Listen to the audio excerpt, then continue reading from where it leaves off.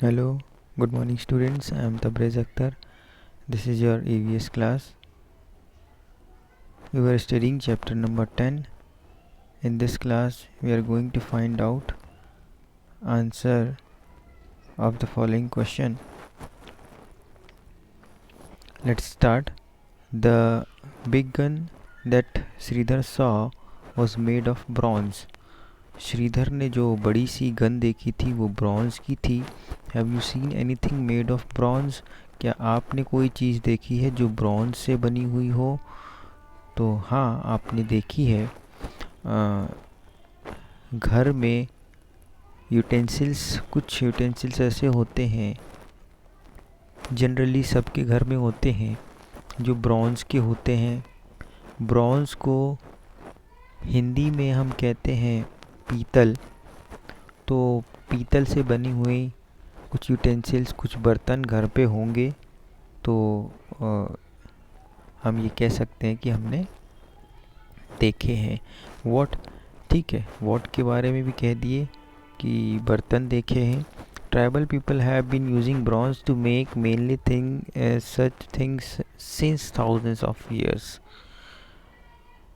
तो tribal people जो होते थे, जो ट्राइब्स में रहते थे, यानी उनको कहते हैं कबीले में रहते थे. तो वो कबीले के लोग जो होते थे, तो वो ब्रॉन्ज का यूज़ कर रहे हैं बहुत पहले से. ठीक है. और क्या करते थे वो कि कॉपर और टिन को माइन से निकालते थे, उसके बाद मेल्ट करके उनको ब्रॉन्ज में कन्वर्ट करते थे और उनसे अच्छी अच्छी ब्यूटीफुल चीज़ें बनाते थे, थिंग्स बनाते थे. ठीक है. तो ट्राइबल पीपल क्या करते थे, ये एक्चुअली में ये ब्रॉन्ज होता है, तो ये जो होता है ये कॉपर और टिन का मिक्सचर होता है. ठीक है. कॉपर क्या होता है? कॉपर, आपको कभी आपने वायर देखी होगी, जो घर में आपकी जो वायरिंग हुई है, इलेक्ट्रिसिटी वायर. तो इलेक्ट्रिसिटी वायर को जब आप अंदर देखेंगे तो इलेक्ट्रिसिटी वायर के ऊपर एक कवरिंग होती है प्लास्टिक की, उसको हटाएंगे जब आप, ठीक है, किसी टूल से हटाएंगे, तो अंदर आपको पतली पतली वायर्स दिखेंगी जो कि कॉपर वायर कहलाती हैं. ठीक है. उनका कलर कुछ येलो और रेड के बीच में होगा, यानी वो थोड़ी सी रेड, थोड़ी सी येलो टाइप की होगी. तो वो कहलाता है कॉपर. ठीक है. उसकी इमेज दिखाऊंगा मैं. और कॉपर के साथ टिन को मिक्स करते हैं तो हमें ब्रॉन्ज मिलता है. ठीक है. तो ये ट्राइबल पीपल किया करते थे, ये बहुत पहले की बात है, थाउजेंड्स ऑफ ईयर्स पुरानी बात है. ठीक है. तो वो माइंस यानी खदान से कॉपर और टिन को निकालते, फिर उसके बाद उनको मेल्ट करते यानी पिघलाते, फिर उनको मिक्स करते, और ऐसे वो ब्रॉन्ज बनाते थे और ब्रॉन्ज से बहुत सारी चीज़ें बनाते थे. Find out from your elders about some of the things made from bronze that were or are still used in your house. From its color, try to identify which one of them is made from copper, which from brass and which from bronze. ठीक है. तो अब आपको देखना है कि आपके घर में कौन कौन सी चीज़ें हैं जो ब्रॉन्ज से बनती हैं या ब्रॉन्ज की बनी हुई है. तो ये आपको फाइंड आउट करना है, एंड देन आपको डिफरेंशिएट करना है कॉपर में, ब्रास में और ब्रॉन्ज में. कॉपर, ब्रास और ब्रॉन्ज अगर आपके सामने रखा हुआ हो तो आप कैसे डिस्टिंग्विश करेंगे, कैसे फाइंड आउट करेंगे, या कैसे आप उसको पता लगा पाएंगे कि कौन सा कॉपर है, कौन सा ब्रॉन्ज है. तो ये जो सारे मेटल होते हैं, ठीक है, थोड़ा सा कलर डिफरेंस होता है, जिससे आप पता लगा सकते हो कि कौन सा कॉपर है कौन सा ब्रॉन्ज है। तो कॉपर, ब्रॉन्ज एंड ब्रास की बात करूं तो कॉपर मैंने बताया था थोड़ा सा रेड टाइप में दिखाई देगा, देखिए कुछ इस टाइप का कलर, ठीक है, ये कॉपर होता है। तो आपके घर में अगर कोई कॉपर यूटेंसिल है, कोई बर्तन है, ग्लास है, कुछ भी है, अगर उसका कुछ कलर कुछ रेड टाइप का हो रहा हो या दिख रहा हो, ठीक है, रेड टाइप का मेटल हो तो समझ लीजिए वो कॉपर है। और ब्रॉन्ज होगा तो थोड़ा सा ब्राउन टाइप का होगा, है ना। और ब्रास होगा तो येलो टाइप का होगा, ठीक है। तो ये कलर होते हैं जिससे हम पता कर सकते हैं कि कौन सा कॉपर है और कौन सा ब्रॉन्ज है।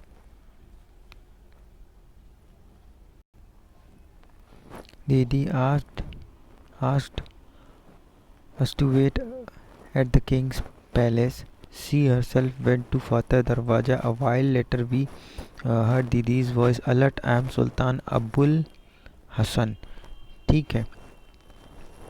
तो दीदी कहती हैं बाकी बच्चों से कि आप यहीं रुकिए किंग्स पैलेस में, और दीदी जो है तो वो फतेह दरवाज़ा चली जाती हैं। और वहाँ से थोड़ी देर बाद उन बच्चों को एक आवाज़ सुनाई देती है, आई एम सुल्तान अबुल हसन, ऐसी आवाज़ सुनाई देती है। I am very fond of music and Kuchipudi dance, और ये भी आवाज़ सुनाई पड़ती है, I am very fond of music, यानी मुझे म्यूज़िक बहुत पसंद है और कुचिपुड़ी डांस बहुत पसंद है। वी ऑल लाफ्ड, और सारे बच्चे हंसने लगते हैं जो कि किंग्स पैलेस पे होते हैं। We were surprised how Didi's voice could be heard from so far, और वो सरप्राइज्ड हो जाते हैं और चौंक जाते हैं कि कैसे दीदी की आवाज़ इतनी दूर से, दीदी तो फतेह दरवाज़ा गई थी तो वहाँ से कैसे दीदी की आवाज़ सुनाई पड़ रही है। She later told us that if you stand at Fateh Darwaza whatever you speak can be heard at the king's palace. तो दीदी ने बताया कि अगर आप फतेह दरवाज़ा में हैं और वहाँ से कुछ भी बोल रहे हैं तो आपको वो आवाज़ किंग्स पैलेस तक, यानी किंग के महल तक सुनाई पड़ेगी। तो कुछ इस टाइप की अरेंजमेंट की गई थी और कुछ इस टाइप का आर्किटेक्चर था उस टाइम पे भी, यानी इतने पुराने ज़माने में भी, कि दूर की आवाज़ हमें सुनाई पड़ती थी। Now arrangement for water. The picture shown here is made after seeing a very old painting of those times. Can you think why bullocks have been used here? तो ये पिक्चर बहुत पुरानी है, ठीक है, और इस पे एक बुलॉक, इसमें जो बुलॉक हैं वो क्यों हैं और उनका क्या यूज़ है, क्या आप इस पे पिक्चर से बता सकते हैं? तो हाँ, हम बता सकते हैं। Use your hand movement to show in which direction the drum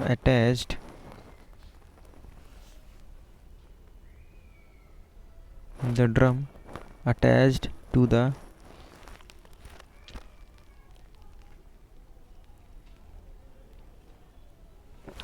rod moves when the bullocks move in move direction would the two-third wheel move।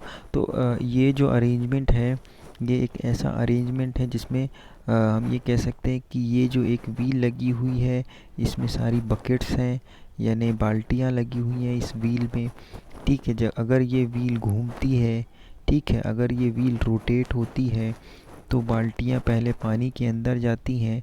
ये जो पानी है ये रिवर का पानी कह सकते हैं, या फिर हम कैनाल का पानी कह सकते हैं, या फिर हम इसको पॉन्ड का पानी कह सकते हैं, ठीक है। तो ये जो पानी है इस पॉन्ड से हमें पानी निकालना है और हमें अपने खेतों में या जहाँ पे भी हमें टैंक बना रखा है वहाँ पे हमें कलेक्ट करना है। तो इसके लिए ये बड़ी सी व्हील लगी हुई है, ये गोल व्हील जिसमें बकेट लगी हुई है। ये व्हील अगर घूमती है, रोटेट होती है, तो ये बकेट पानी के अंदर जाती है और अंदर से जब घूम के वापस ऊपर आती है तो इसमें बकेट में पानी भरा हुआ होता है। ठीक है। अब ये बकेट का पानी जो फिल्ड अप होता है वो क्या होता है, जब ये वापस से घूम के नीचे की तरफ जाती है तो बकेट का पानी जो है गिर जाता है और नीचे एक ये बड़ा सा ट्रे लगा हुआ होता है, उससे पानी होते हुए आपके टैंक में चला जाता है, या फिर आपने जो भी फार्म के लिए या फार्मिंग के लिए ये पानी को आपको लेना था तो ये आपके फार्मिंग में चला जाता है। तो ये कैसे व्हील ये रोटेट होती है, ये व्हील कैसे घूमती है, तो इस व्हील को घुमाने के लिए बुलक जो होते हैं वो लगे होते हैं। तो इन बुलक को जब आप ये ऐसे चक्कर लगाएंगे गोल गोल, तो क्या होगा कि ये वाली जो बीच में ये ड्रम लगा हुआ है, ये ड्रम भी गोल गोल घूमेगा। ठीक है। जब ये ड्रम घूमेगा तो ये वाला एक व्हील बनी हुई है, ये टूथेड व्हील, यानी इसमें जो है तो गियर टाइप के जो होते हैं जिसमें छोटे छोटे टूथ होते हैं उनको कहते हैं गियर। तो ये गियर टाइप का बना होता है जिसकी वजह से जब ये ड्रम घूमता है तो ये गियर भी घूमता है। ठीक है। तो ये गियर घूमता है और इस गियर घूमने की वजह से इस गियर के साथ एक रॉड लगी हुई होती है, जो रॉड भी घूमती है। अब जब रॉड घूमती है तो ये बड़ी सी व्हील घूमती है।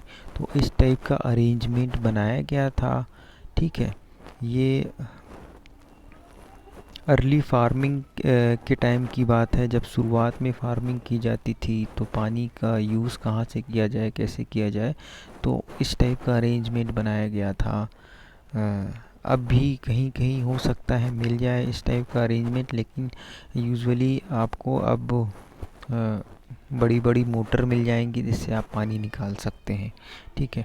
Look at this pole shown under the ground joints with another wheel which has a number of pods on it। तो ये मैंने बता दिया आपको इस डायग्राम के through. now imagine how would this garland of pods lift water from the well। ये भी मैंने बता दिया कि वेल से या रिवर से पानी कैसे वो व्हील निकाल रही है। ठीक है। Do you now get some idea about the tanks could have been filled by lifting water from the wells। even today we can see clay pipes in the walls of the fort। These pipes would have been used to carry water to different place in the palace। तो ये तो हमने arrangement देख लिया। उसके बाद आप इस वॉल में देखिए, इस वॉल में क्लियरली अगर आप जूम करके देखते हैं, जूम तो आप नहीं करेंगे, आप बुक में अगर क्लियरली देखते हैं तो आपको यहाँ पे पाइप्स दिखेंगे। ये पाइप्स जो है वो क्ले के बने हुए होते थे। तो क्ले के पाइप होते थे, तो इसमें क्या पता चलता है कि पानी को एक जगह से दूसरी जगह तक ले जाने के लिए इस पाइप्स का यूज़ किया गया होगा उस टाइम पे। यानी किंग जो जिसके फोर्ट की बात हम कर रहे हैं, उस फोर्ट में पानी को एक जगह से वाटर ट्रांसफ़र करने के लिए इस टाइप के पाइप का यूज़ किया गया। Now where else have you seen such wheels attached to each other, for example in a gear और अ साइकिल और समवेयर एल्स।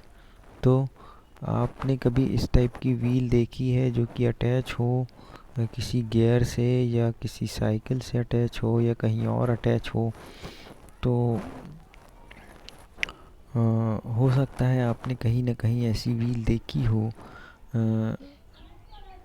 या तो आपने फेरी व्हील देखी हो। जो फेरी व्हील होती है जो आपके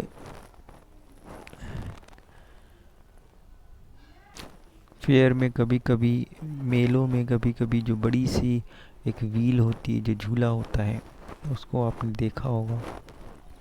उसमें भी कुछ गियर का अरेंजमेंट होता है और इसीलिए वो रोटेट करती है, घूमती है। ठीक है। Look around the and find out how water is pumped up from a ground to higher places। ठीक है। तो पानी निकालने के लिए आप आसपास देखिए कि क्या क्या किस टाइप के अरेंजमेंट का यूज़ किया जाता है। तो इस टाइम पे पानी निकालने के लिए वाटर को ड्रॉ करने के लिए आज के टाइम पे मोटर्स का यूज़ किया जाता है, और जिसे हम बोरिंग कहते हैं, ठीक है, बोर का यूज़ किया जाता है। और पंप वही चीज़ होती है, पंप का यूज़ किया जाता है। बहुत रेयरली ऐसा होता है कि बकेट का यूज़ किया जाता है, क्योंकि बकेट के यूज़ से बहुत टाइम लग सकता है, और अगर हम किसी मशीन का यूज़ करेंगे तो हमारा काम जल्दी हो सकता है। How is water pumped up using electricity, how is water lifted without electricity. तो इलेक्ट्रिसिटी के यूज़ से और विदाउट इलेक्ट्रिसिटी से क्या क्या डिफरेंस होगा वाटर को लिफ्ट करने में, यानी पानी खींचने में। विदाउट इलेक्ट्रिसिटी टाइम लग जाएगा, इलेक्ट्रिसिटी के यूज़ से हम मोटर का यूज़ कर सकते हैं, पंप का यूज़ कर सकते हैं, जिससे हम वाटर को लिफ्ट कर सकते हैं ईज़िली, और बहुत ज़्यादा वॉल्यूम में भी पानी निकाल सकते हैं, यानी बहुत ज़्यादा पानी एक बार में निकल सकता है। जबकि हम अगर बकेट से लिफ्ट करेंगे तो टाइम लगेगा, ठीक है। What a sad sight. अब सैड साइट क्या है, इसके बारे में हम देखते हैं। Talking, whistling and listening to our own echo, we were walking through this मेहराब। अब इन मेहराब के थ्रू बच्चे जो हैं, चिल्ड्रन जो है, वो जा रहे थे। ये मेहराब क्या है, मेहराब है ये जो स्ट्रक्चर बना हुआ है, ये मेहराब है। तो यहाँ से बच्चे जब जा रहे थे तो बात करते हुए, सीटी बजाते हुए, और जब वो कुछ बोलते थे तो उनकी आवाज़ वापस से सुनाई पड़ती थी। तो इसको कहते हैं इको साउंड, इको होना, ठीक है। तो इको, उनकी आवाज़ इको हो रही थी, यानी वापस से उनको सुनाई पड़ रही थी, ठीक है। श्रीधर कहते हैं, oh the breeze feels so cool in this tunnel, it was written that soldiers stayed here. तो श्रीधर कहते हैं, जो यहाँ पे हवा है वो बहुत ठंडी मुझे महसूस हो रही है इस टनल में, यानी ये उस मेहराब के थ्रू वो अंदर से जा रहे हैं। एंड सैलजा कहती है, it was written that soldiers stayed here, और ये लिखा हुआ है कि यहाँ पे सोल्जर रहा करते थे। Sailaja says, oh think how this wall has seen thousands of years go by. It has seen kings and queens, horses and elephants, war and peace, but we have spoiled it in just a few years. Selja ने कहा कि ये जो wall है, ये जो दीवारें हैं, इन्होंने पता नहीं क्या क्या देखा है। इन्होंने राजाओं को देखा है, क्वींस देखे हैं, हॉर्सेस देखे हैं, एलिफेंट्स देखे हैं। ओल्डर टाइम्स की बात हो रही है, पुराने ज़माने की बात हो रही है। बहुत लड़ाइयाँ देखी हैं, पीस देखी है, पीस मतलब शांति, ठीक है। लेकिन हम इन दीवारों को स्पॉइल कर रहे हैं, दैट मीन्स हम इन दीवारों को ख़राब करते जा रहे हैं। Kalyani, I don't understand what kind of fun do people get in writing their names all over the place like this.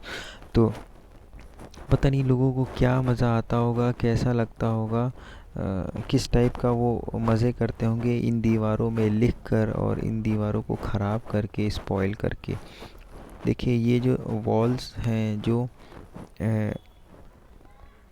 बहुत पुरानी वॉल्स हैं, जो कि उस टाइम के किंग्स और क्वीन के टाइम की हैं, जो कि बहुत पुरानी हैं। और इस जब कोई यहाँ पे विज़िट करने आते हैं, बहुत सारे विज़िटर्स जब आते हैं, तो इस वॉल में वो इतना कुछ अपने से राइट कर देते हैं, कुछ भी, यानी इस दीवार में लिख देते हैं, गोद देते हैं। इसीलिए यहाँ पे एक बोर्ड भी है, जिस बोर्ड में लिखा हुआ है, writing on the wall is prohibited, यानी इस दीवार पर लिखना मना है। लेकिन फिर भी लोग इसमें लिख करके क्या कर रहे हैं, इस वॉल को, इन दीवारों को ख़राब कर रहे हैं। Close your eyes and go back in time, imagine that you are in those days when there was a busy town inside Golconda. तो इमेजिन कीजिए आप उस टाइम पे पहुंच गए हैं जब यहाँ पे गोलकोंडा बिल्कुल बिजी था, यानी यहाँ सारे लोग ही लोग थे। Think about the questions given below and discuss in class, you could even put up a play. और इन सारे क्वेश्चंस के बारे में सोचिए। पहले अपने आप को इमेजिन कीजिए कि आप पुराने गोलकोंडा में पहुंच गए हैं, फिर इन क्वेश्चंस को डिस्कस कीजिए। What is the Sultan doing in the palace? What kind of clothes is he wearing? What dishes are being offered to him? But why does he seem so worried? And in what language is he talking? ठीक है, तो आपको ये just imagination है, आपको imagine करना है, और इमेजिनेशन आपकी कुछ भी हो सकती है। इतना चैप्टर आपने अभी स्टडी किया, ठीक है, तो इतना चैप्टर आपने अंडरस्टैंड किया, तो उसके बाद आप मुझे बताइए कि आपकी इमेजिनेशन क्या है, और आप क्या इमेजिन कर रहे हो उस टाइम के बारे में। क्या इमेजिन कर रहे हो कि राजा अपने पैलेस में क्या कर रहा है, यानी अपने महल में अभी क्या कर रहा है। ठीक है, ये आप सोच के बताओ। आप कुछ भी सोच सकते हो, कुछ भी सोच सकते हो, इसमें कोई मैटर नहीं है। And what kind of clothes is he wearing, वो किस टाइप के कपड़े पहना हुआ है राजा, और किस टाइप की डिशेस यानी किस टाइप का खाना खाता है, और वो किस लिए चिंता में है, राजा किस लिए चिंता में है। ठीक है, और वो किस टाइप की लैंग्वेज का यूज़ कर रहा है, यानी कौन सी भाषा बोल रहा है। तो ये सारे क्वेश्चन आप सोचिए और आप इसका आंसर मुझे दीजिए। Thank you.